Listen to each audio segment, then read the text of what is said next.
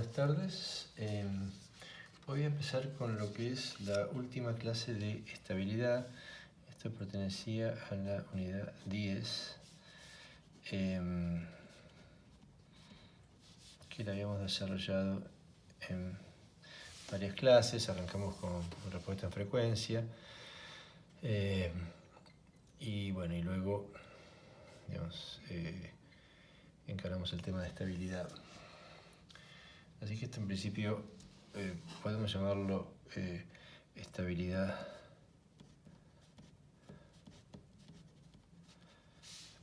de Bode. Es decir, es básicamente un método de estabilidad que deriva luego en otros y permite hacer un análisis bastante completo del tema de estabilidad. Recapitulemos un poco. Entonces, lo que teníamos hasta ahora. Teníamos un sistema cualquiera. Este GDS puede ser cualquier sistema dinámico, puede ser un sistema de lazo abierto, puede ser un sistema de lazo cerrado. Es decir, este G puede representar a un sistema de lazo cerrado. Yo estoy poniendo un G genérico, una G genérica, una función de transferencia genérica que representa cualquier sistema dinámico. Lo que habíamos dicho en términos de estabilidad, teniendo por estabilidad que ante cualquier tipo de entrada, o ante cualquier tipo de perturbación o ante cualquier tipo de condición inicial, el sistema evolucionaba hacia un valor constante y eso se da, entonces, el sistema es estable, es decir, conserva esa característica de evolucionar hacia un valor constante independientemente de dónde aparezca la perturbación. Acá estamos analizando el caso en el que tenemos una entrada, podríamos tener varias entradas.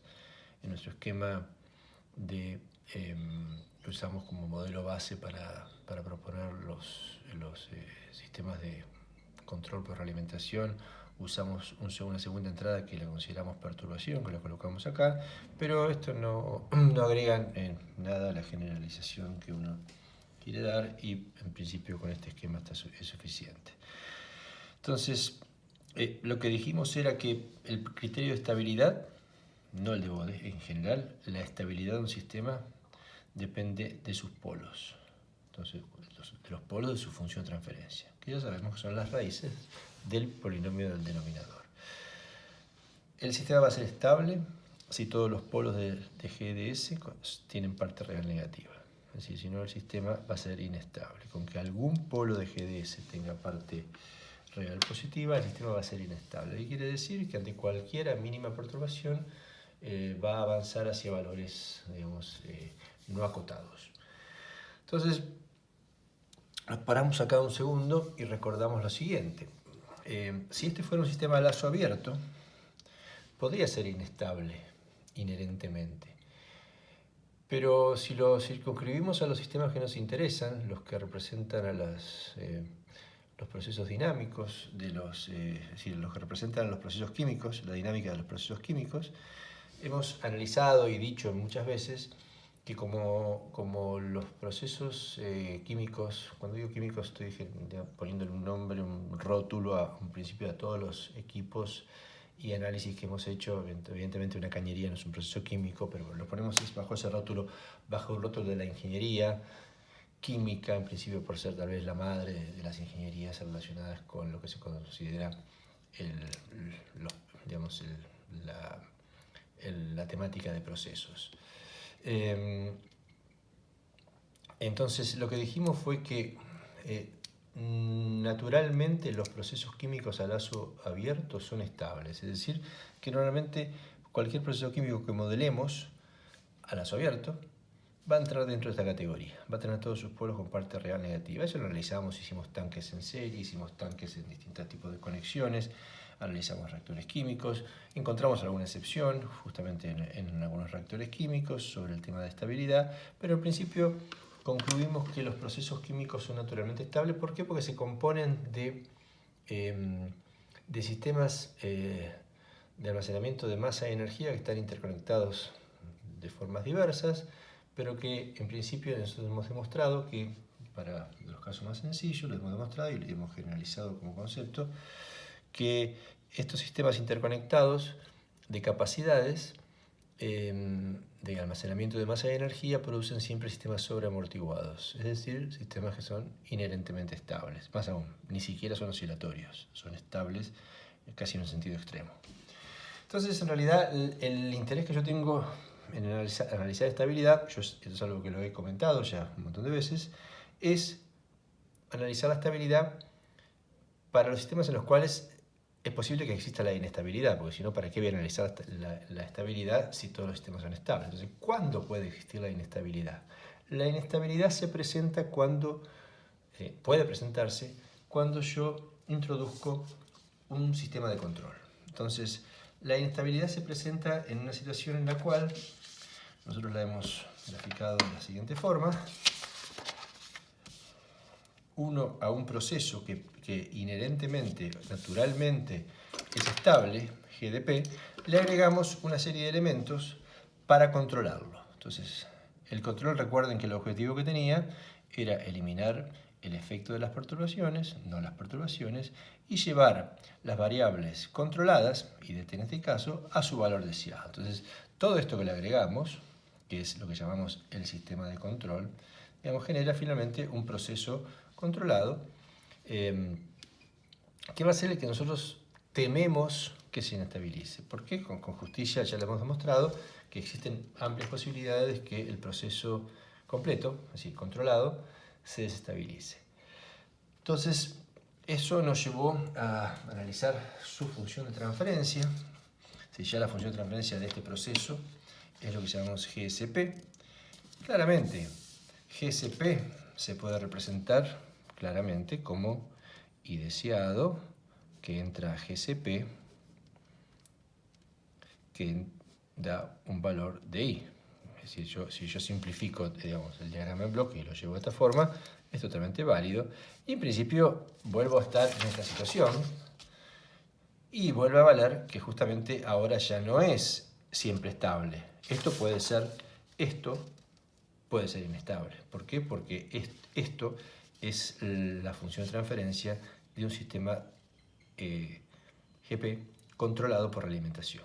Y dijimos que la realimentación puede introducir inestabilidad. Entonces es importante que se fije ese concepto. ¿Cómo analizamos la estabilidad? Esto es una especie de recordatorio que estoy haciendo. Dijimos, bueno, miramos como siempre hacemos, como nos dice la página anterior, miramos los polos del denominador. Los polos del denominador en este caso son los polos de este polinomio, ¿no es cierto? Entonces, lo que llegamos con eso es a esto que llamamos ecuación característica, que es justamente la que me determina la estabilidad. Si yo la resuelvo y sus raíces tienen todas parte real negativa, el sistema es estable. Si alguna de ellas tiene parte real positiva, el sistema es inestable. Entonces, estamos parados ahí con lo que hemos visto de estabilidad. Y lo que ahora les quiero entonces comentar es justamente cómo vamos a hacer uso de los diagramas que llamamos diagramas de Bode o de Bode para analizar la estabilidad.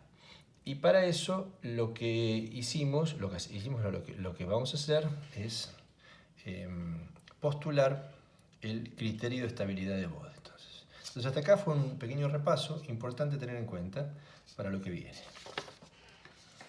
Entonces, veamos el criterio de estabilidad de Bode.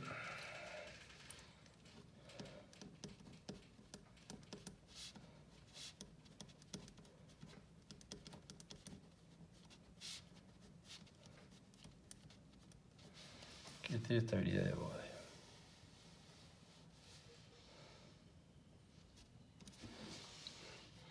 Bien, el criterio de estabilidad de Bode me dice lo siguiente. Construya el diagrama de Bode. ¿De quién? No de la función de transferencia a lazo cerrado, de lo que llamamos función de transferencia a lazo abierto. ¿Cuál era la función de transferencia a lazo abierto? Bueno, la función de transferencia a lazo abierto era justamente esta que estoy mostrando acá. Es la función de transferencia que está dada por, como si yo abriera el lazo acá, abriera el lazo en este punto, y mirara justamente cuál es la función de transferencia existente entre el I deseado y el I medido. entonces la función de transferencia esa es el producto de todas estas. Esta es la que llamamos función de transferencia a lazo abierto. Uno podrá discutirme, me parecería que al lazo abierto uno debería simplemente cortar acá y quedarse con estas tres. Bueno, la que se llama función de transferencia a lazo abierto, la que llamamos función de transferencia a lazo abierto, es esta. Es la que incluye GM también. Entonces a esta la llamamos función de transferencia a lazo abierto. Y el criterio de estabilidad de Bode se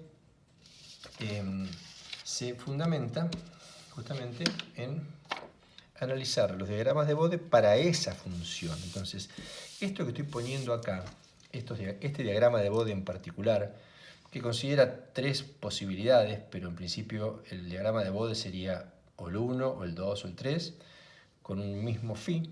Después analizaremos bien por qué le estoy poniendo el mismo phi. Este diagrama de Bode corresponde a la función de transferencia a lazo abierto. Ojo, ¿sí? No es que yo acá grafico la función de transferencia a lazo cerrado. La función de transferencia a lazo cerrado, ¿cuál es? La función de transferencia a lazo cerrado es esta. Yo estoy graficando la función de transferencia a lazo abierto, que es esta. Entonces, la función de transferencia a lazo abierto, que es esta, va a dar un determinado diagrama de Bode que puede ser el que corresponde a un RA que sea el 1, el 2 o el 3 y corresponde a un desfasaje que en principio lo estoy dibujando de esta forma. Es un dibujo cualitativo. Ustedes ya vieron que los diagramas de Bode tienen una forma parecida a esto que estoy poniendo acá. Pero acá no importa mucho cuál es efectivamente el diagrama exacto, sino importa justamente los puntos que estoy marcando. Entonces, en principio, desde el punto de vista de postular el criterio de estabilidad de Bode hay tres posibilidades. Pero primero me gustaría analizar qué es lo que he marcado acá. ¿Qué es lo que he marcado en este diagrama RA-Phi con respecto a omega, que es básicamente lo que nosotros planteamos en las clases anteriores como el diagrama de Bode, que representa la respuesta en frecuencia del sistema. El sistema que en este caso no es cualquier sistema, ese es este sistema. ¿Por qué? Porque, bueno, ya vamos a ver. La posibilidad son tres en cuanto, las posibilidades serían infinitas, pero digo, son tres de interés para el criterio de Bode. En principio lo que yo hago es, intersecto el desfasaje con el menos 180 grados. Si es posible. Si no fuera posible, después lo vamos a comentar. Pero si es posible, intersecto el desfasaje con menos 180 grados. Es decir, va a haber un punto y eso va a corresponder a una determinada frecuencia que le vamos a llamar frecuencia crítica. Entonces, a esa frecuencia, es decir, a la frecuencia de la intersección que corresponde a la intersección entre la curva de desfasaje y la ordenada de menos 180 grados, a esa frecuencia yo intersecto la curva de RA, que puede estar acá, acá o acá, cualitativamente, ¿no? Hablando. Si la intersección corresponde a un valor mayor que 1 en cuanto a la relación de amplitud, como es el caso este, el sistema va a ser inestable. Si la curva de RA intersecta justo cuando RA es igual a 1, va a ser críticamente estable. Y cuando intersecta para RA menor que 1, como es este caso, va a ser estable. ¿Quién va a ser estable? Bueno, el que va a ser estable, inestable o críticamente estable es el sistema a lazo cerrado. Es decir, yo estoy analizando la estabilidad del sistema a lazo cerrado, que es este es mi sistema a lazo cerrado, la estoy analizando a través de analizar, valga la redundancia, el diagrama de Bode del sistema a lazo abierto. Entonces yo analizo el sistema a lazo abierto, analizo significa lo grafico, en principio lo grafico, bueno, lo imagino, no importa, y el resultado que obtenga va a ser válido para este sistema. Entonces, el criterio de Bode lo que me permite analizar es la estabilidad de este sistema viendo o analizando a su vez el diagrama de Bode de la función de transferencia que llamamos función de transferencia a lazo abierto, por open loop. Hay tres posibilidades: que sea estable, el sistema a lazo cerrado, que sea inestable o que sea críticamente estable. Y todo eso va a depender de cómo caiga el cruce de la frecuencia esta, que corresponde al cruce entre el desfasaje y menos 180, con la curva de RA.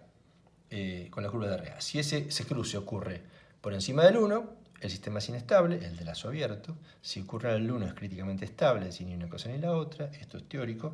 Y si ocurre para RA menor que 1, el sistema va a ser estable. Entonces, ese sería un poco el criterio de estabilidad de Bode, que lo voy a poner en palabras de la siguiente forma. Se lo vamos a dejar escrito para que no queden dudas. Y me está diciendo que un sistema de control por alimentación es estable si el desfasaje de la función de transferencia a lazo abierto, ojo, para φ igual menos 180 grados, ocurre a una frecuencia para la cual la relación de amplitud de la función de transferencia a lazo abierto es menor que 1. Entonces, este es básicamente el criterio de estabilidad de Bode. Me está diciendo ahí cuando el sistema es estable. Y me está diciendo que es cuando ese corte que ocurre a la frecuencia en la cual el desfasaje corta a menos 180 se da en la relación de amplitud para un valor menor que 1. Entonces este es el criterio de estabilidad de Bode.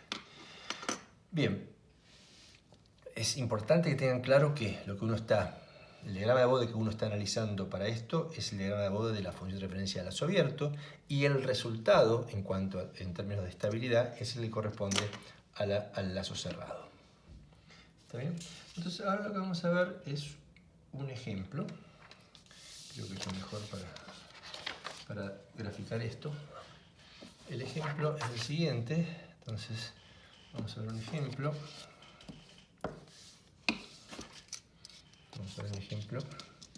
Tiene algunas simplicidades el ejemplo. ¿Por qué? Porque bueno, se puede trabajar un poquito analíticamente. De todos modos, si uno recuerda y se fija, y volvemos un poquito al gráfico de Bode, este cruce que yo estoy dando acá como un cruce posible, esto va a ocurrir solamente si el sistema es ¿de qué orden? Me refiero a este. Para que este cruce ocurra, el sistema tiene que ser por lo menos de tercer orden. ¿Por qué? Porque el sistema de segundo orden, recuerden que asintóticamente va a menos 180, es decir, nunca lo cruza, y el sistema de primer orden menos, porque va asintóticamente a primer orden. Solo un sistema de tercer orden, por lo menos hasta ahora, y en lo que, digamos, en el caso que estamos analizando, en el cual no estoy metiendo ningún tipo extra de función de transferencia, llamémosle extraña, como puede ser el caso de la demora. Si yo sigo pensando en cociente de polinomios sin demora, la única forma de que haya un cruce con menos 180 es que el denominador sea de tercer orden. ¿Por qué? Porque entonces esta curva es asintótica a menos 270 y efectivamente en algún lugar va a cortar al menos 180. Entonces, este ejemplo, bueno, justamente me permite analizar eso. ¿Por qué? Porque tiene un caso con cubo. Es decir, acá tengo un sistema de tercer orden y por lo tanto me aseguro que la función de transferencia a lazo abierto, que es esta, va a tener un desfasaje que va a tener una intersección con menos 180 grados. Entonces fíjense que la que llamamos GOL, GOL, por open loop, es justamente el producto de esta por esta, porque no tengo ni GF ni GM en este ejemplo. Esencialmente lo que me queda entonces es, como propuse para este sistema un control proporcional, me queda el producto de KC por la transferencia del proceso. Entonces vamos a analizar, usando el diagrama de Bode, este ejemplo. Entonces, cuando digo usando el diagrama de Bode, voy a esquematizar el diagrama de Bode para el ejemplo, no voy a hacerlo gráficamente. Es decir, no es necesario que lo hagan gráficamente la mayoría de las veces, podría ser que sí, pero la idea es justamente utilizar el criterio, basarnos en un esquema del gráfico, pero no necesariamente trabajar con el gráfico. Entonces, el esquema gráfico para este ejemplo es el siguiente.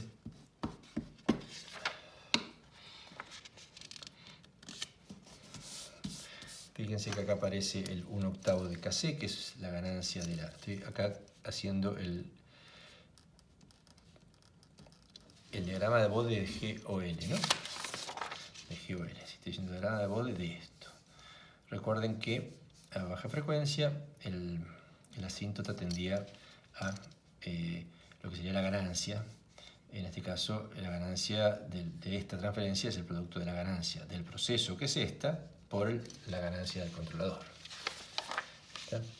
Entonces, el dibujo es válido de esta forma. Sabemos que esta pendiente es menos 3, porque tenemos tercer orden, pero no importa mucho, porque lo que yo quiero acá ver es justamente una cuestión esquemática, para después sí aplicar una resolución más de tipo analítica. Entonces, no hago más que repetir lo de antes, nada más que ahora con un poco más de especificidad. Acá recuerden que esto atendía a menos 270 asintóticamente, por lo tanto corta al menos 180. Si subo, encuentro esta frecuencia, que es la frecuencia crítica, y si subo aún más, corto a la curva de relación de amplitud para el caso de la GOL. La corto en algún punto. Ese punto lo voy a llamar M, no sé cuánto vale ese punto. Si yo quiero que el sistema sea estable, ese punto M tiene que tener un valor, digamos, claramente menor que 1. ¿Está bien? Entonces, pero ya lo vamos a ver nuevamente eso. Entonces, bueno, esto lo voy a hacer analíticamente ahora. Ya tengo claro cuál es el planteo para poder hacerlo analíticamente. Entonces, lo primero que voy a sacar es cuánto vale la frecuencia, la que llamamos omega C. Para eso voy a plantear cómo es el desfasaje. Recuerden el desfasaje, estoy hablando del desfasaje de esta función. Esta función tiene un desfasaje que está dado justamente por la suma de la resta de tres arcos tangentes, ¿no es cierto? El arco tangente de menos omega, ¿por qué? Porque digamos, si uno lo piensa como S más 1 por S más 1 por S más 1, el tau P es 1, y entonces el tau P1 es 1, el tau P2 es 1 y el tau P3 son 1, así que en realidad tengo tres sistemas de primer orden en serie. Cada uno de ellos tiene un desfasaje de esta forma, y el desfasaje total es la suma de los desfasajes, que es lo que ya vimos en las clases pasadas. Finalmente, como los tres constantes de tiempo son iguales, es un sistema de polos múltiples, el desfasaje es 3 veces el arco tangente menos omega, que yo lo voy a igualar a menos 180 o a menos pi, depende de cómo trabaje el arco tangente en su computadora, calculadora y como quiera hacerlo. Y de ahí voy a despejar entonces omega. Y este despeje, bueno, muy simple, me da 1,73. 1,73 es la raíz de 3, pero eso, bueno, le pegamos si nos sirve luego. ¿Está? Entonces, lo que yo obtuve es que este WC lo pude calcular y me dio raíz de 3. Esa es la frecuencia que llamo frecuencia crítica. Es la frecuencia a la cual yo voy a analizar mi relación de amplitud. Voy a analizar cuánto vale entonces M para ese valor de frecuencia. Entonces, para hacer ese cálculo,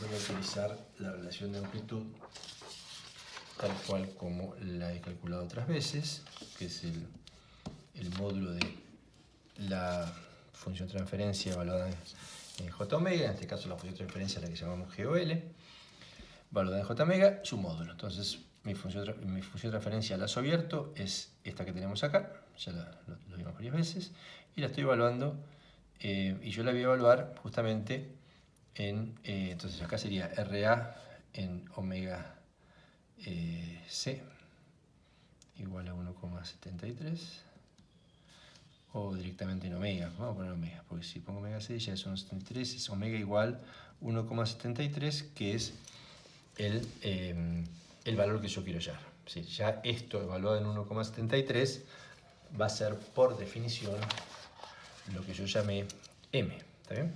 Entonces el M que estoy tratando de hallar acá es esto, y entonces el M es ahí. Este M corresponde con el gráfico anterior. Entonces, bueno, tengo que calcular el módulo S. Hay varias formas de hacerlo. Una forma fácil de hacerlo es mantener esto en forma polar, la parte de abajo. Esto digamos, yo tengo este complejo es 1 más j omega, así que si calculo su módulo, es raíz de 1 al cuadrado más omega cuadrado. Omega es 1,73, así que este es el módulo, esta raíz es el módulo de este complejo, el que está fuera del cubo, ¿no? Es decir, previo al cubo. El módulo de este complejo es este. Su argumento, y esto yo lo estoy poniendo en forma polar, este es el módulo de este complejo, lo estoy poniendo en forma polar, entonces tengo que poner por e a la j su desfasaje. Y su desfasaje es el arco tangente de omega, que es la parte imaginaria, sobre la parte real, que es 1. Esto directamente elevado al cubo, porque es lo que me está diciendo acá. Entonces ya ahora de alguna manera transformé este complejo que está en forma cartesiana, 1 más j omega, en un complejo en forma polar, módulo e a la j tita. Bien, paso más, simplemente distribuyo el 3 esto me queda a 3 medios y esto me queda por 3 acá. Finalmente, si hago esa cuenta,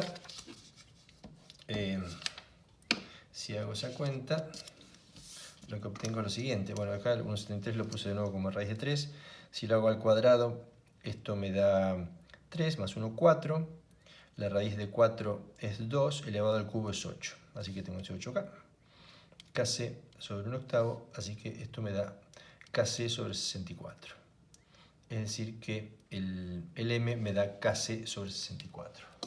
¿Está? Entonces, yo he obtenido de esa forma el m. ¿Está? El m me dio entonces Kc sobre 64. ¿Qué significa eso?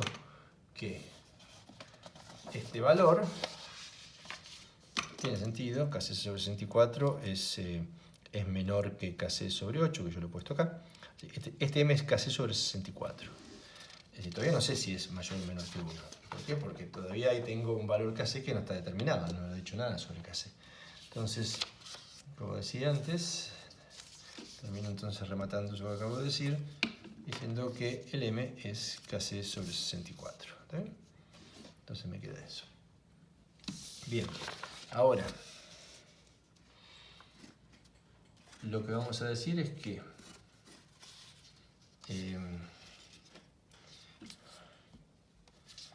si m es menor que 1, dijimos que el sistema era estable, ¿no es cierto? Este es el teorema o el criterio de Bode.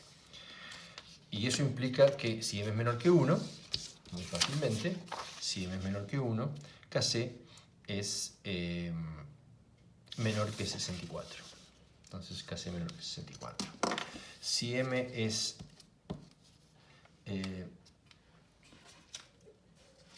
igual a 1, significa que Kc es igual a 64. A esta frecuencia la voy a llamar también frecuencia última, o frecuencia, también se la llama también frecuencia crítica a veces. Digamos, se pueden usar distintos términos. No hay que confundirlo simplemente. Esta es la frecuencia última, llamémosle.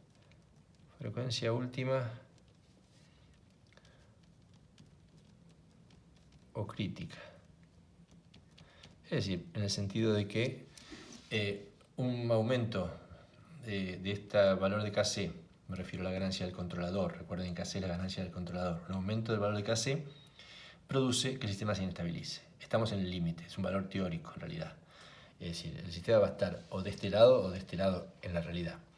Es decir, si tiene menor que 1, va a ser estable, y eso va a implicar que para que tenga menor que 1, Kc tiene que ser menor que 64. Y si tiene mayor que 1, va a ser inestable. Es decir, si Kc es mayor que 64, el sistema va a ser inestable. Entonces, lo que he obtenido a través del criterio de Bode es algo que se puede obtener de otra forma. De hecho, yo no recuerdo bien si lo hicimos, pero probablemente sí, en ejemplos anteriores. Lo concreto acá es bueno, que esto me permite entonces calcular cuánto es la ganancia máxima que puedo ponerle a mi control proporcional para controlar ese sistema en particular sin que el sistema se inestabilice. La máxima que puedo ponerle es 64. Jamás pondría 64 porque justamente estaría en un límite muy justo, y entonces por eso es que aparecen criterios para justamente utilizar valores menores que la ganancia crítica. Vamos a analizar simplemente el criterio llamado, más que el criterio, primero lo que vamos a analizar es una medida de cuánto esto, de cómo se visualiza ese alejamiento con respecto al valor crítico, ¿no? Me refiero a cuánto se visualiza, digamos, en términos de estabilidad, el alejamiento del valor crítico. Es decir, cuánto menos de 64. ¿Cómo lo mido? ¿Cómo lo expreso? Entonces, para eso, lo que definimos son dos términos. Fundamentalmente, el que más me interesa es el que se conoce como margen de ganancia. Como margen de ganancia.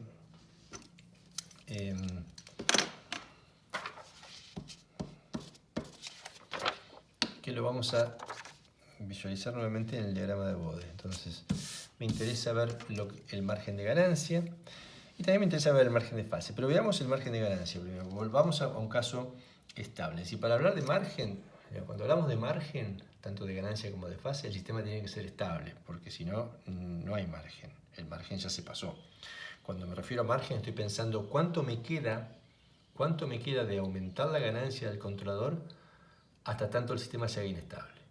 ¿Cuánto más puedo aumentarla? Y ese término en realidad lo que estamos pensando es cuánto más, por qué valor puedo multiplicar la ganancia del controlador. Eso significa, digamos, cuántas veces la ganancia del controlador puede ser incrementada sin que el sistema se estabilice. Entonces a eso lo llamo margen de ganancia. El margen de ganancia entonces es un número por el cual si yo multiplico al controlador, a la ganancia del controlador por ese número, llego justo a la ganancia crítica, llego justo a la ganancia última, llego justo a la ganancia máxima que el sistema tolera. Es decir, a partir de un valor infinitesimalmente mayor, el sistema se estabiliza. Entonces, ¿cuál es ese margen de ganancia? ¿Cómo se calcula? Es simple. Hago lo que ya hice. Entro por menos 180, cruzo la curva de desfasaje, tengo que poder cruzarla. Para eso el sistema tiene que tener la posibilidad de que el desfasaje sea mayor que menos 180 grados. Cuando me refiero al sistema siempre estoy hablando de GOL, ¿no? No se olviden. Esto es el diagrama de Bode de GOL, que es la función de transferencia a lazo abierto. Donde cruzo, obtengo lo que se llama frecuencia crítica o frecuencia última también. Y en el cruce lo que voy a obtener es el M. Bien. Este sistema lo estoy asumiendo estable. Estoy suponiendo que el M es un número menor que 1. ¿Está bien? Para que esto sea estable, este M tiene que ser menor que 1. ¿No es cierto? Entonces, ¿qué hago ahora? Me fijo la curva de relación de amplitud, ¿dónde corta el 1? Es decir, acá cortó en un valor que es menor que 1. Lo cortó en este valor. Pero me fijo, ¿dónde la curva corta el 1 ahora? En vez de hacer el camino que hice de ver a la frecuencia esta, qué valor toma la relación de amplitud, y yo sé que toma un valor menor que 1 porque estoy planteando que inicialmente el sistema es estable, lo que hago ahora es al revés, miro la relación de amplitud donde corta el 1. Y lo que obtengo acá es un valor, que es esto, que es justamente 1 sobre m este valor. Este valor es 1 sobre m, ¿por qué? Porque es el valor por el cual yo multiplicando, digamos, a la curva esta, va a hacer que se corra de forma tal de esta curva pasar por este punto. Entonces, esta es la cantidad por la cual yo debo multiplicar a la ganancia del controlador para que el sistema se inestabilice. En ese caso, la relación de amplitud se va a movilizar. Si yo utilizo un KC distinto, digamos, mayor que el KC que está usando, en una cantidad tal que sea igual a 1 sobre m, la curva se va a movilizar hasta cortar este punto. Y ahí va a estar en el límite. Si la nueva curva va a ser esta. ¿Está bien? Entonces, retomando. El margen de ganancia es la inversa de m. Este m es un m menor que 1. ¿Por qué? Porque estoy planteando que el sistema es estable. Es la cantidad, el 1 sobre ms, es la cantidad por la cual yo tengo que multiplicar a m para que este valor de m ahora sea 1. Este es el nuevo m. Este es el m igual a 1, que corresponde justamente a un valor de inestabilidad. Si corresponde al corte de alguna curva de RA. Estoy planteando que justamente la curva de RA se ve modificada a través de modificar la ganancia del controlador. Entonces, eso es el concepto de margen de ganancia. Es la cantidad por la cual yo multiplico a la ganancia del controlador para que el sistema se haga inestable o esté en el borde de la estabilidad. Supongamos que el m fuera un medio. Si el m fuera un medio, el margen de ganancia sería 2.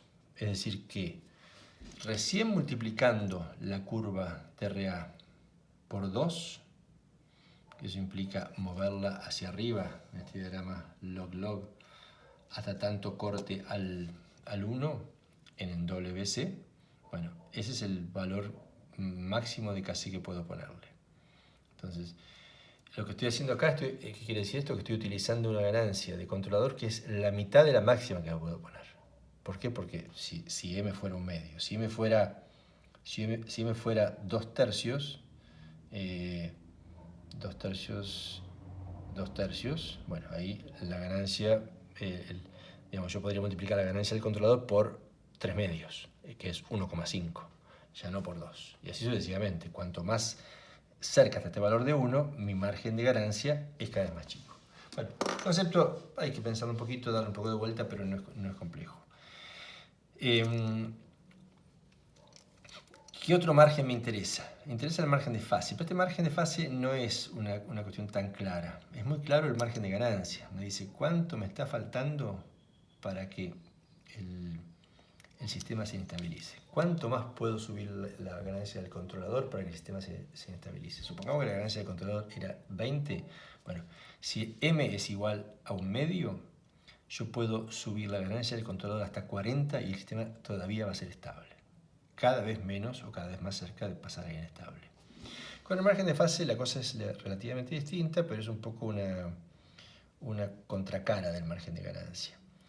Para el margen de fase, lo que yo hago es lo siguiente. Me fijo justamente la curva real, la que estoy usando en ese momento, de RA, que es estable, donde corta el 1.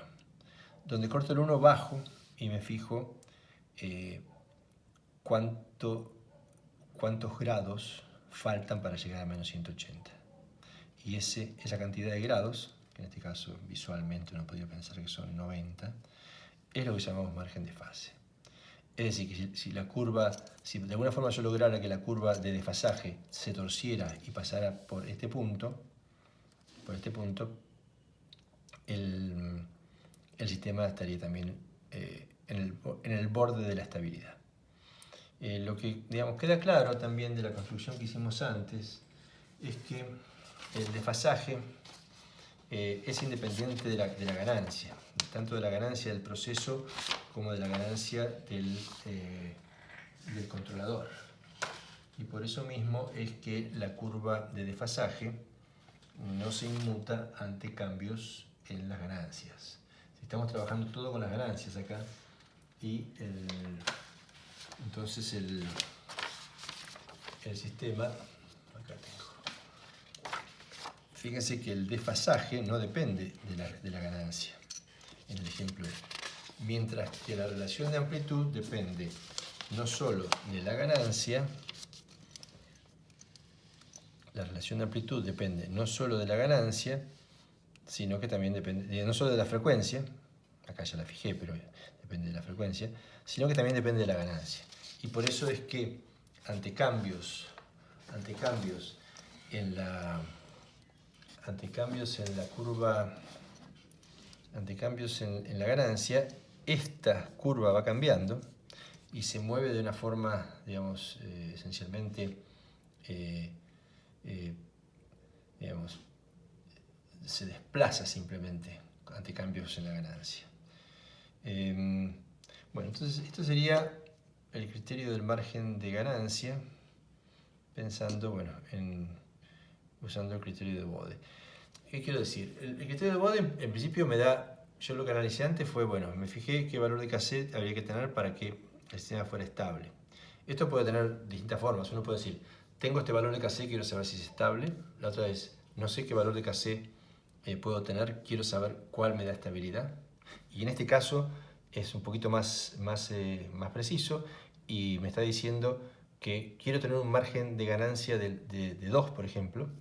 Entonces quiero saber cuál es el valor de KC que me permite tener ese margen de ganancia. Y esto ya se aproxima más a lo que sería un diseño, ¿no? Igual de todos modos la KC crítica, ustedes ya van a ver en la práctica que la vamos a usar para diseñar controladores por el llamado método de Ziegler-Nichols. Bien.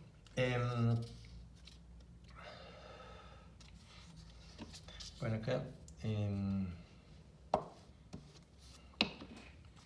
voy a terminar de esbozar en base a lo que tenía,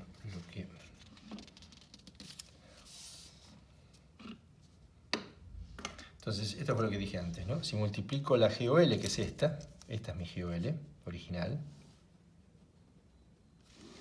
por 1 sobre M, que sería justamente el margen de ganancia, eso me la desplaza y me la coloca en este lugar que es el punteado, o el rayitas, que justamente corresponde al corte con el 1 en la radiación de amplitud a la frecuencia de corte.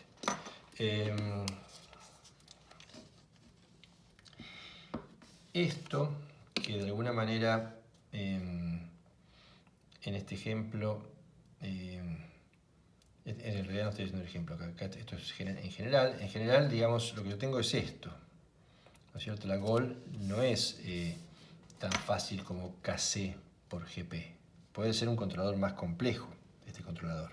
Si la GOL hasta acá la habíamos planteado, bueno, en principio como un controlador proporcional, el ejemplo que hicimos. Pero bueno, esto puede ser un controlador más complejo y la forma de resolverlo no es muy distinta, sino que simplemente lo que uno hace es, aprovechando que los controladores PID generales que utilizamos tienen un formato en el cual KC está afuera, uno lo que hace es esto. Esencialmente, la GOL pasa a ser KC, es decir, el controlador es esto, este es el GC, perdón, hasta acá. Hasta acá es el GC, esto, ¿no? Y este es el GP.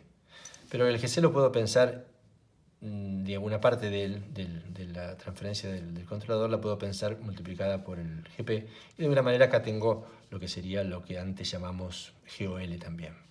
Así que en realidad el KC me queda siempre como un elemento que yo puedo jugar con él para ver cuál es el valor de ganancia crítico y a partir de ahí establecer los límites de estabilidad para el sistema. Por supuesto que eso va a depender también de tau i y de tau d, así como depende también de las constantes del proceso.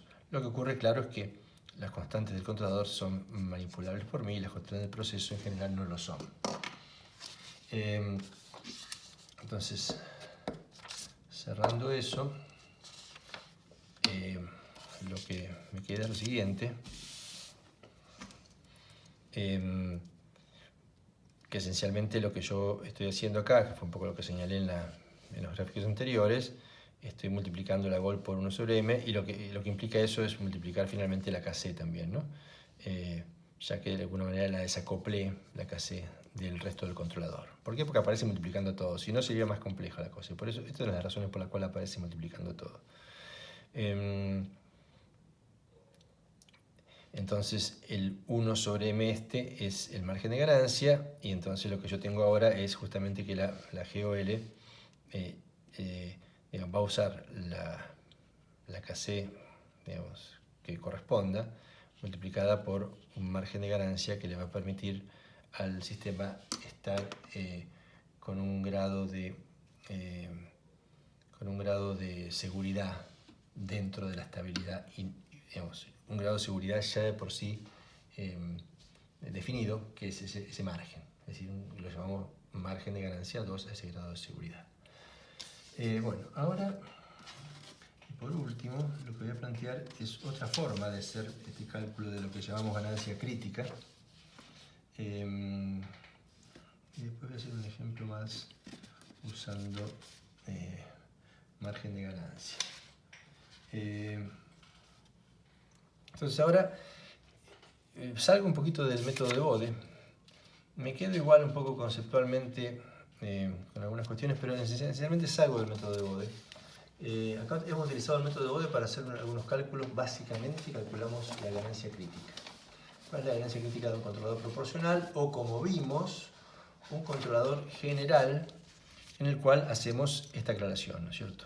La parte que no es parte de lo que sería el controlador P estrictamente, queda subsumida con el proceso. Y seguimos manejándonos como si el proceso fuera todo esto y tuviéramos un controlador proporcional.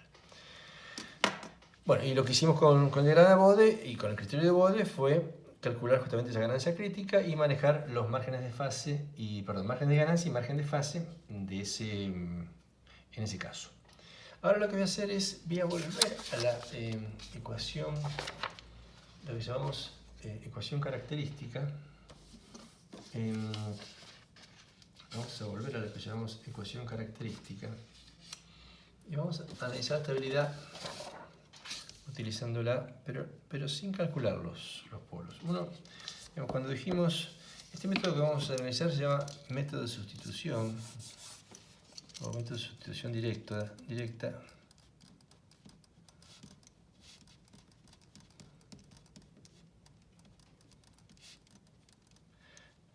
Es un nombre, no creo que sea un nombre muy feliz, pero lo que importa es lo que contenido, ¿no? Entonces, veamos.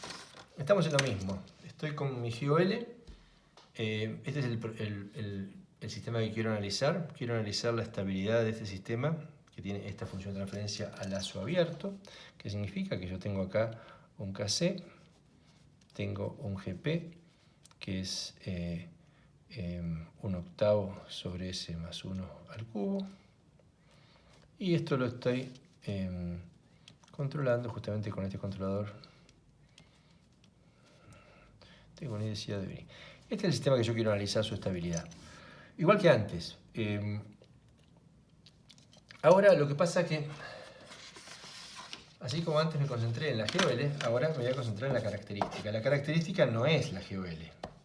La característica es 1 más GOL. ¿No es cierto? Es decir, es lo que cuando arrancamos la clase dijimos cómo habíamos definido la estabilidad de un sistema controlado. Bueno, habíamos definido como la condición que debe cumplir el denominador de la función transferencia a lazo cerrado. ¿Cuál es la condición? Que ese denominador tuviera todas sus raíces con parte real negativa, y básicamente eso se obtenía resolviendo lo que llamamos la ecuación característica. Vamos a volver a la ecuación característica ahora entonces. Es decir, la ecuación característica no es más que 1 más GOL igualado a 0. Entonces en ese caso tengo mi GOL. Bueno, si hago 1 más GOL igual a 0, obtengo esto. ¿No es cierto? Es muy simple. 1 más esto. Paso esto ahí y bueno, como está igualado a 0, el denominador se va. Y me queda esto igualado a 0, que no es más que esto. Bueno, me queda esto igualado a esto, que es simplemente el desarrollo de S más 1 al cubo, igualado a 0. Entonces, básicamente, para este sistema, la ecuación característica sería esta. Esta es la ecuación característica que yo quiero analizar. Bueno, ¿y qué podría hacer para analizarla? Ustedes ya vieron en la práctica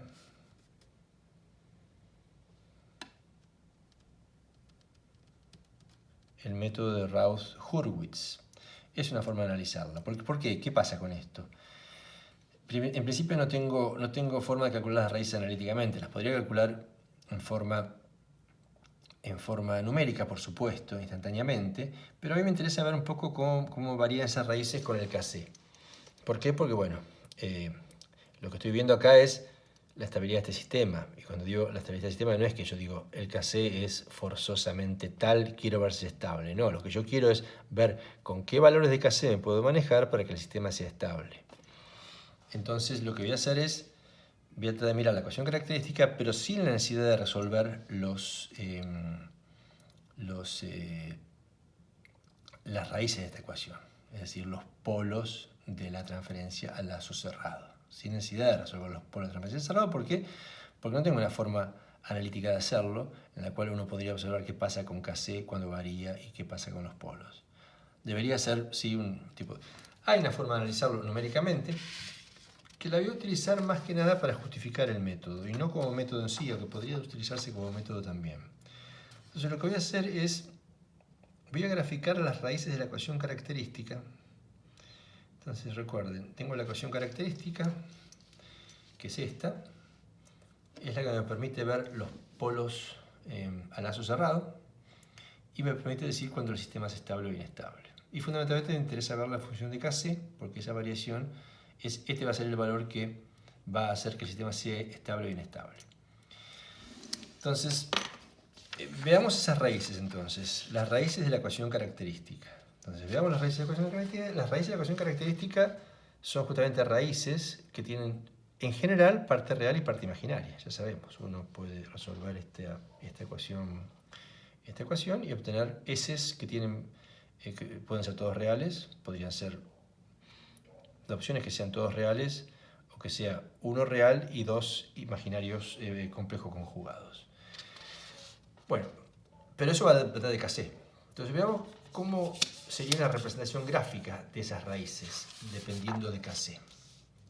Una forma de representar gráficamente esto, que se conoce como diagrama del lugar de raíces, bien explícito y directo. ¿Por qué? Porque explicita y grafica el lugar que ocupan las raíces a medida que Kc va aumentando. Recuerden que Kc, por definición, lo hemos dicho que es igual a 0. Es igual a 0. Es mayor que 0, tiene que ser mayor que 0. Así que vamos a arrancar de Kc igual a 0 y vamos a empezar a aumentarlo, nuestro Kc. Si Kc fuera igual a 0, estaríamos con lazo abierto. En lazo abierto, el sistema claramente tiene... el sistema que estamos analizando, que no es nada más ni nada menos que este que estuvimos usando como ejemplo, cuando Kc es igual a 0, el sistema tiene las raíces, digamos, que van a ser menos 1, ¿no es cierto? Menos 1 de multiplicidad 3. Entonces, cuando Kc es igual a 0, las raíces son menos 1 real, con parte imaginaria 0, de multiplicidad 3. ¿Está?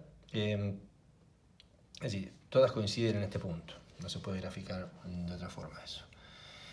Esas son las raíces. Entonces son todas iguales y por lo tanto en un gráfico imaginario real de las raíces, es decir, este gráfico es de las raíces de la ecuación característica en función de Kc. Para cada Kc voy a obtener tres raíces. Las primeras tres que obtengo son todas iguales y son iguales a menos 1. Entonces si las grafico, como no tienen parte imaginaria, van a estar sobre el eje real y van a estar convergiendo todas en el mismo punto. A medida que Kc empieza a aumentar, se puede demostrar, se puede hacer teóricamente, se puede hacer digamos, numéricamente, las raíces empiezan a tomar distintos valores. Inmediatamente que empieza a aumentar Kc, las raíces, una de ellas se empieza a mover hacia la izquierda, se hace cada vez más negativa, es decir, más grande, es decir, vamos a suponer que llegamos a este punto. No sé qué valor de Kc tengo acá, pero seguramente puede corresponderse con estos tres valores. Estas serían las tres nuevas raíces para un Kc mayor que 0. Estas serían las tres nuevas raíces. Dos complejas conjugadas y una real,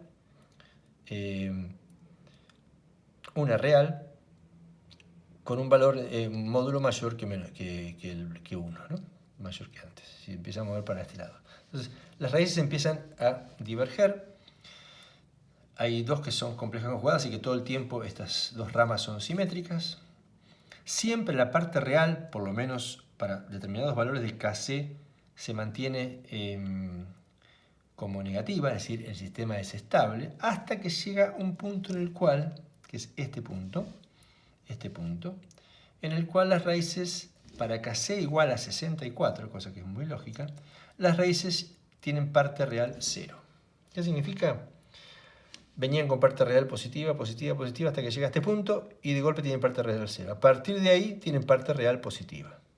Claramente, si las ramas siguen así, cualquier punto de estos, si uno proyecta sobre el eje X, sobre el eje real, va a ver que la parte real es positiva. Entonces este va a ser el punto de cambio de parte real negativa a parte real positiva. Como son complejas conjugadas, se repite acá, nada más que la diferencia es que el signo de la parte compleja es negativo. Esta transición entre parte real negativa y parte real positiva es la transición entre estable e inestable. Recuerden que este cuadrante es el cuadrante inestable de parte real positiva, raíces con parte real positiva. Así que entonces yo me quiero parar en este punto. Este punto corresponde a KC igual 64, pero no es que, digamos, yo lo estoy poniendo acá, pero no necesariamente es un resultado que... Esto es cualitativo, es para el ejemplo, pero sigue siendo cualitativo. Yo lo que quiero hallar es este valor justamente. Y este valor, justamente porque la raíz se empezó a mover de acá, las tres raíces que eran iguales se empiezan a mover y cada una va tomando nuevos valores. A medida que KC va cambiando, va aumentando. Y para KC igual 64, que es lo que corresponde a estas dos raíces, la tercera raíz pasó a tener un valor aproximadamente de menos 3 y se mantuvo con parte real solamente. Es decir, esta raíz o este polo de la transferencia lazo cerrado sigue siendo un polo estable, pero a partir de una KC levemente mayor a 64, estas dos van a pasar a tener una parte real de su raíz positiva, y eso va a hacer que el sistema total sea inestable por más que esta sigue siendo estable. Es un poco lo que hemos obtenido a partir del análisis, de la definición de estabilidad, ¿no es cierto? Entonces, ¿qué voy a hacer acá? Yo voy este método que se llama método de sustitución directa, que lo estoy ejemplificando para este ejemplo en particular, consiste justamente en ver cuáles son estas raíces. Cuáles son básicamente las raíces con parte compleja. Esta no me interesa tanto, la podría llegar a calcular, pero no me interesa. Me interesa calcular las raíces con parte compleja. Entonces, ¿cuáles son estas dos raíces? De antemano, yo puedo plantear en esta ecuación, aunque no sé el valor, acá yo mostré lo que pasa, pero lo que yo quiero hacerlo es a través del método de sustitución directa, que no implica hacer este gráfico ni hacer ningún cálculo como lo que yo hice acá. Lo que yo quiero calcular es cuánto vale la parte imaginaria, que son iguales las partes imaginarias. Entonces, ¿cuánto vale la parte imaginaria de esta raíz? ¿Cuánto vale la parte imaginaria de esta raíz que tiene parte real 0? Entonces, lo que voy a hacer es, voy a forzar para resolver esta ecuación en cuanto a sus polos, en cuanto a sus raíces, que es lo que me da los polos del lazo cerrado, y me habla de la estabilidad. Voy a tratar de encontrar las raíces que tienen solo parte imaginaria. Entonces, para eso voy a postular que S es un imaginario puro. Y para eso voy a poner esto, que S es igual a J omega. El omega no importa mucho, podría ser B, ¿no? Es decir, lo que voy a postular es que la raíz que estoy buscando tiene solamente parte imaginaria. Entonces quiero saber cuánto vale. Yo sé que la raíz va a tener parte imaginaria, ¿por qué? Porque sé que hay una transición entre estable e inestable. Y la única forma que haya una transición entre estable e inestable es que en algún momento la parte real pase por 0. ¿Está bien? Entonces, ese es el punto que yo quiero capturar, el momento en que la parte real pasa por 0. Y en ese momento la raíz tiene solo parte imaginaria, y por eso voy a buscar la parte imaginaria nada más. Entonces, para buscar la parte imaginaria, bueno, vuelvo acá y planteo que S es J omega. Entonces, diciendo S igual J omega, es decir, la parte real la he excluido porque quiero ver en particular este punto, que la parte real es nula. Reemplazo J omega acá, S por J omega. Cuando lo reemplazo, obtengo esto, directo.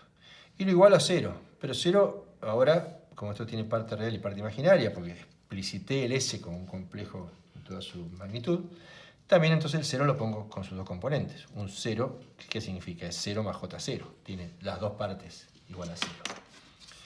Esa entonces es la ecuación, y para que esta ecuación justamente se cumpla, tiene que ocurrir esto. Las dos partes, la real y la imaginaria, tienen que ser igual a 0. Es decir, la parte real, fíjense que es la suma de esto más esto más esto. Esta es la parte real, que es esto. Eso tiene que ser igual a 0.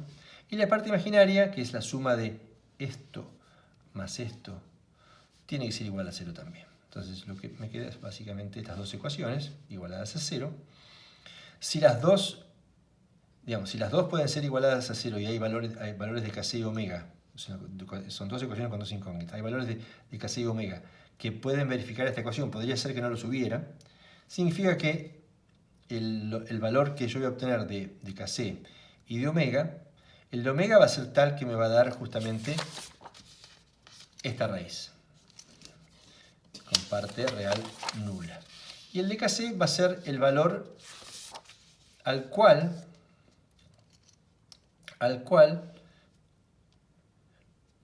el valor para el cual la raíz va a tener este valor, justamente. Sí, son las dos cosas al mismo tiempo. Entonces resuelvo esto y ¿qué obtengo? Primero resuelvo acá la parte de abajo, que digamos tengo una sola incógnita. Me da a su vez me da 3 raíces esto. Omega 1 igual a 0, que hace que esta ecuación sea igual a 0. Y después raíz de 3 y menos raíz de 3, las 3 son las 3 raíces que obtengo. Para esta son 3 reales. La que me interesa es esta, que es la positiva, ya que estoy hablando de... es decir, me interesa la positiva, la negativa es lo mismo en realidad. La positiva y la negativa es la misma porque la positiva sería esta, la negativa es esta. No va a alterar el valor de Kc, así que vamos a agarrar cualquiera de las dos. La que corresponde a 0,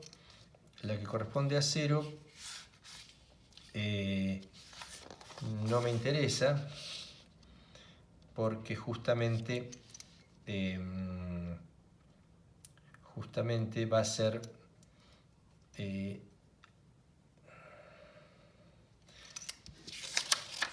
la que corresponde a 0, no me interesa, ya lo voy a mostrar después por qué. En principio vamos a usar las 3 raíces. Está bien, acá estoy viendo mi apunte. Vamos a usar las 3. Las 3 están ok. Las 3, en principio las 3 valen. Ahora, ¿qué pasa si utilizo las 3? Si calculé omega 1, 2 y 3 como posibles soluciones a esta ecuación. Son las soluciones no posibles. Pero bueno, yo quiero terminar finalmente con una única solución. Sobre todo una única solución para Kc. Y entonces avanzamos un poquito más y voy a utilizar, voy a volver con esta, que es básicamente la que teníamos antes, hace unos minutos, y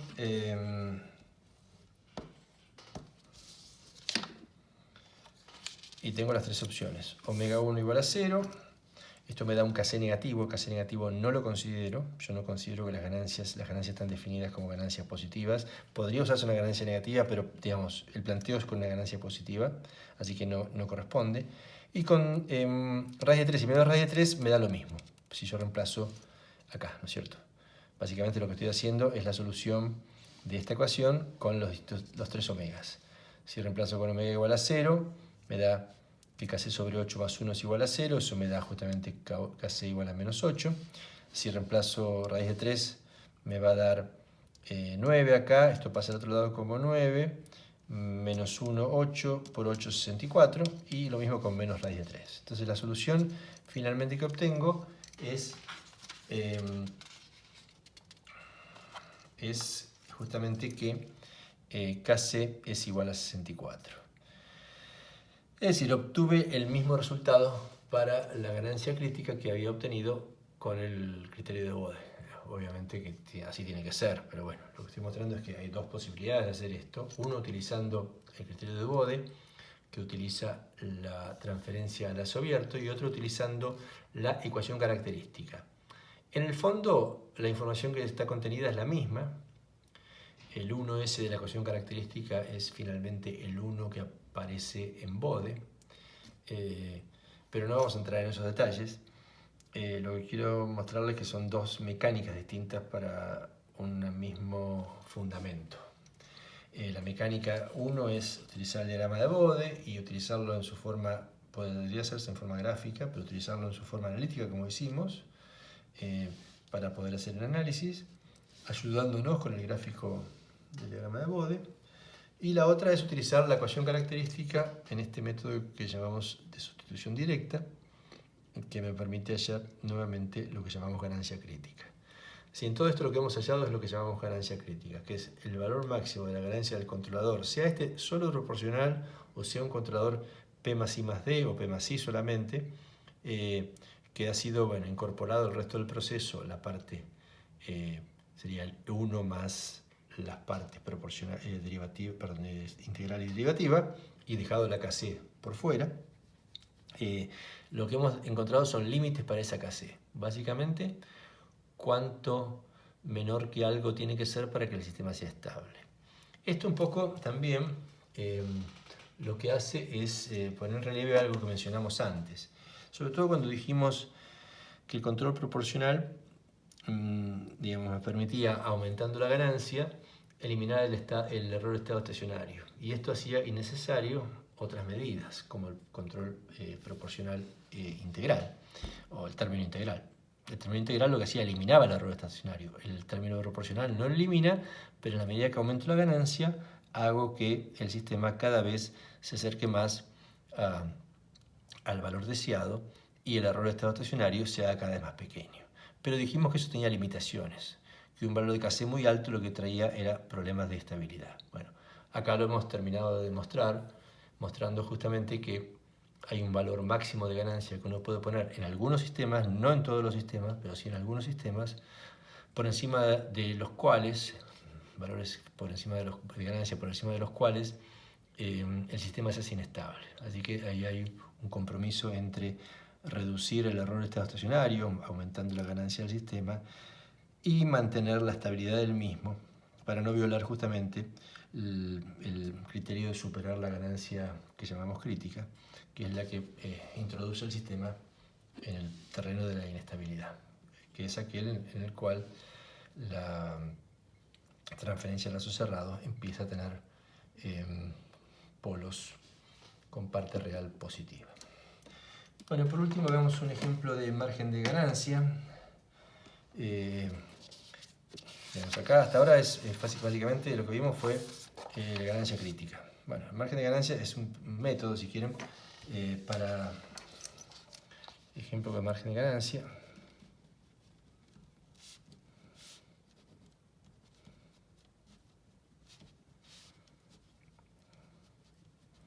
Que me permite diseñar un controlador con determinado margen de ganancia. ¿Qué significa eso? Un controlador que cuanto más grande sea ese valor, va a ser más seguro su operación, aunque probablemente presente limitaciones por otro lado.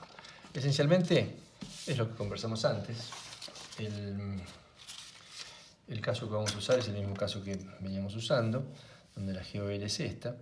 Recordemos que este valor era raíz de 3, cuando cortaba menos 180 la curva de desfasaje. Y lo que hacíamos era, obteníamos este M, que sabíamos ya de antemano que era menor que 1. ¿Por qué? Porque estamos hablando de margen de ganancia.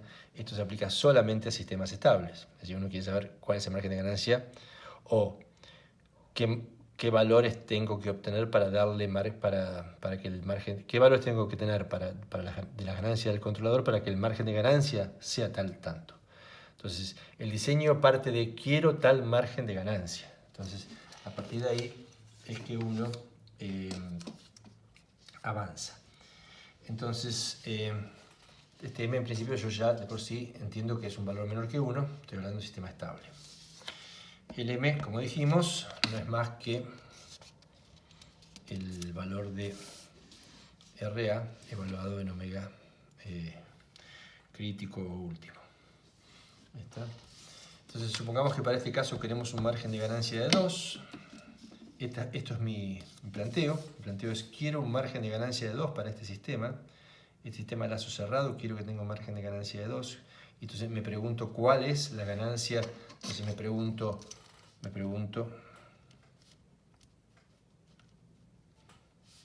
cuánto vale, cuánto debe valer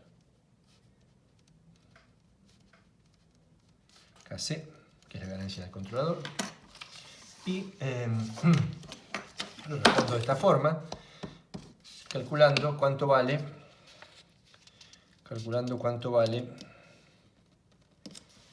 RA. Primero cuánto vale RA.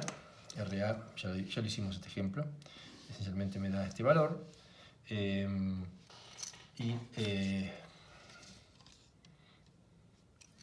Cuando lo evalúo en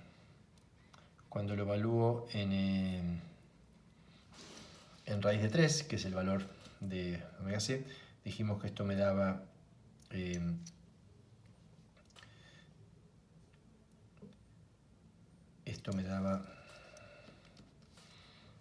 dijimos raíz de 3 al cuadrado es 3 más 1, 4, la raíz es 2, al cubo 8, por 8 es 64. Entonces esto me da 64 Kc, ¿no?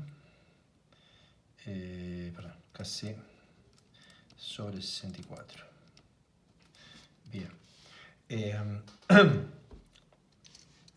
Este es el valor de M evaluado en WC. Y finalmente entonces, ese valor de M, que es RA evaluado, entonces esto es M, y M es igual a 1 sobre el margen de ganancia, recuerden, que el margen de ganancia lo hemos definido como 2, queremos que sea 2, así que M tiene que ser igual a 1/2, y si M es igual a 1/2, entonces Kc es igual a 32. ¿Está bien? Entonces este es el resultado. Entonces, ¿qué estoy respondiendo acá? Si quiero un margen de ganancia de 2 para este sistema en particular, tengo que elegir un Kc que valga 32. ¿Está? Bueno, esto es todo, en principio, lo que vamos a ver de estabilidad.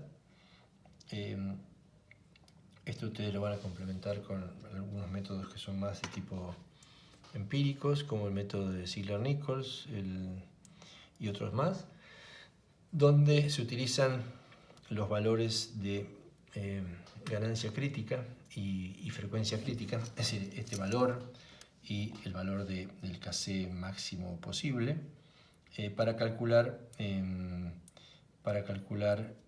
los ajustes del controlador. Acá el ajuste lo he hecho en base a definición de margen de ganancia, con un significado bien claro de qué significa esto. No necesariamente esto me habla de performance ni de cómo el sistema se va a comportar. Me dice simplemente cuánto puedo aumentar la ganancia, es decir, por cuánto puedo multiplicar la ganancia del controlador para mantenerme todavía dentro de la estabilidad. Y eso es justamente el margen de ganancia 2. Entonces, ¿por cuánto puedo multiplicarla? Si yo la quiero poder multiplicar por 2, lo que tengo que utilizar es 32. ¿Por qué? Porque si 2 por 32 da 64 y ahí sí llegué a la ganancia crítica. Entonces, bueno, como les decía, hay otros métodos de estabilidad. Nos vamos a detener básicamente en esto. Está también el método de bueno, hay como otros métodos también relacionados con la respuesta en frecuencia. El criterio de Nyquist también es otro criterio que tiene un paralelismo muy fuerte con el de Bode.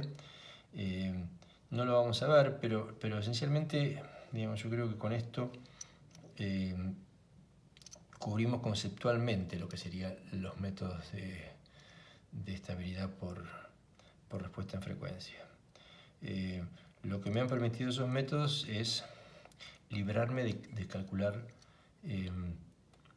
polos y, bueno, básicamente raíces, sobre todo en los casos en los cuales no es posible hacerlo analíticamente, con lo que eso impone en cuanto a la capacidad de análisis, ¿no es cierto?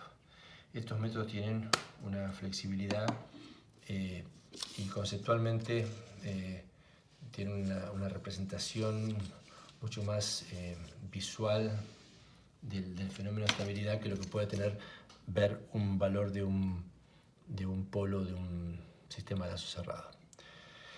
Bien, con esto entonces, como decía, terminamos con esta unidad y con el tema de estabilidad en general, y pasamos en la próxima a ver sistemas de control que llamamos una bolilla que es unidad que se llama sistemas de control avanzados o de mayor orden o complejos. Y bueno, y nos vamos acercando al final de la materia. Bueno, hasta la próxima entonces.